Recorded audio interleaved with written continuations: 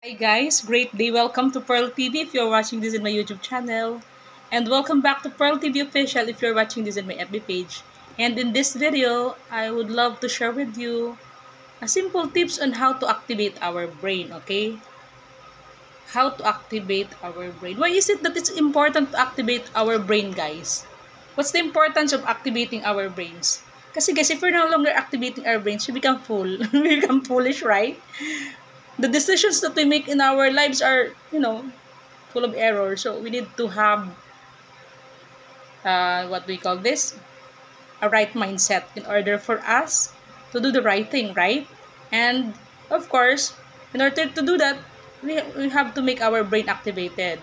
Okay, so what are the mental activities that we need to do? Of course, play games, okay? So what are the games that you need to play in order for your brain to become active? You can play accordingly puzzle, okay? Play puzzle. You can accordingly play Sudoku, yung mga word puzzle, okay? And play chess, okay? Do you know how to play chess? You learn how to play chess. It's very nice game. Kahit ako mag-isa, kaya ko maglaro ng chess. Kaya kong kalabanin ang sarili ko. That's why I already taught my daughter on how to play games, how to play chess. That's why from time to time, she went outside the house and tried to teach other kids and her friends as well. So they keep on playing chess. So it's a nice activity as well for the kids, right? Number two, to activate your brain is you have to read. Love reading. Buy books, okay? Ako guys, nung nagtatrabaho pa ako, from time to time, every time na magsahod ako, kailangan kong mag-invest sa libro. That's just my personal decision. I would love to buy books na matututo ako, okay? So, lahat ng mga libro dyan na nakikita nyo, ayan, mga libro na mga binili ko yan nung nagtatrabaho ako. Bibili ako, magagandang mga libro about financial, about business. So, kahit hindi ako, alam ko kung paano, right? Kung gugustuhin ko naman magnegosyo, I'm already equipped with lots of knowledge. Kasi, I have read so many books, and I have saw people who have do, di ba gano'n? Okay? Read books, including historical fiction as well, contemporary classics, and the romance, etc. Basta, magbili ka ng libro and read. Okay? And then accordingly, another thing to do is learn a new skill. Okay, try learning to paint. That's why I really, really love painting. Kasi guys, I felt that my brain is activated. This can reduce anxiety. Yeah, that's proven. Kasi habang natutulog ako, that's what I realized when you engage in painting, natutulog akong tumatakbo sa utak ko. Nahiga ako, paano ko ba i-draw, ipipaint yung mga nasa malayong, ganyan na, yung mga color na tumatakbo sa utak ko, and I really love the idea of being busy in painting, okay? So, try kahit ano, kasi na-wake up yung curiosity mo. Paano ka ibibinta yung kumikinang-kinang kadaga?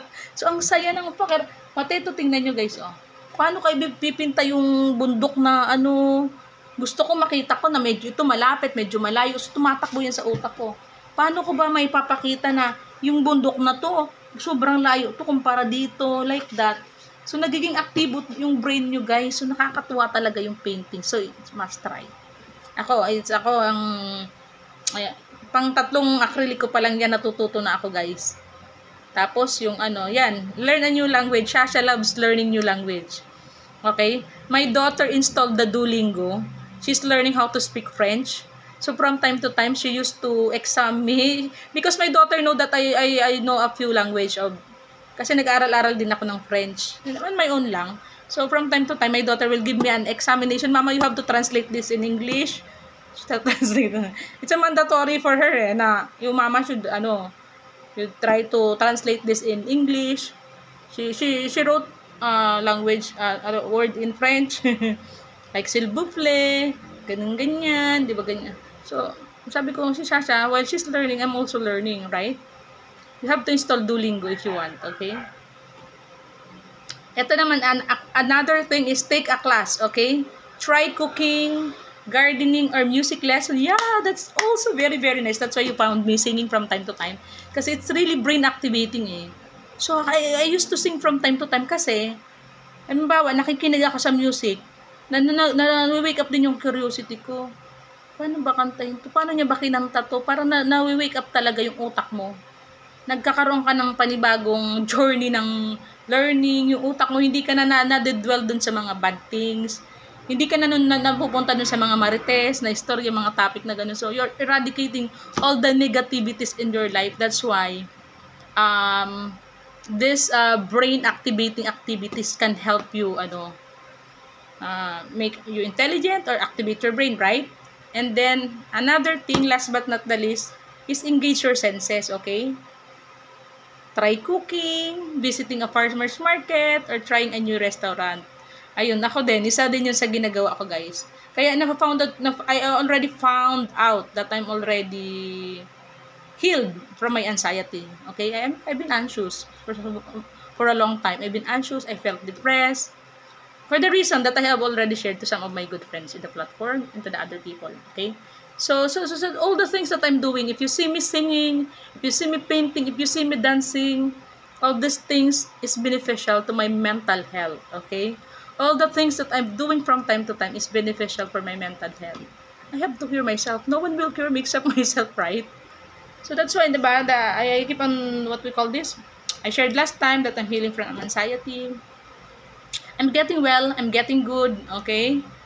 So yan, I tried, di ba, I do a food review from time to time.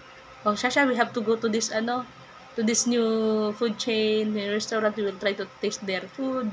So, di ba, you are putting yourself into a situation that you are curious about something that will make you happy, right? So, the overall purpose of this activating your mind is what? Giving yourself a good health, mental health, okay? So that's why. So I hope you guys would love to like and subscribe into this video in order for you to learn more. And if you want to see me talking so long, you have to like and subscribe and watch my live streaming. So from time to time, I used to do the live streaming whenever I what do we call this? I think of a topic that I really would love to share from time to time. So, I used to do the live streaming, particularly on YouTube, okay? Or do some cooking. And full of hope that you guys would learn from all the sharings that I shared in my live streaming, okay? So, by the way, this is Pearl. I am a Filipina content creator for almost 6 years in the YouTube platform, okay? And I hope you would not, what we call this? Would not forget to subscribe and watch my other videos, especially the talk show videos, because I know most of the topic that I share can help those people who need the topic. Okay, so bye, thanks for watching, guys. Love you all. Like and subscribe. Love you all.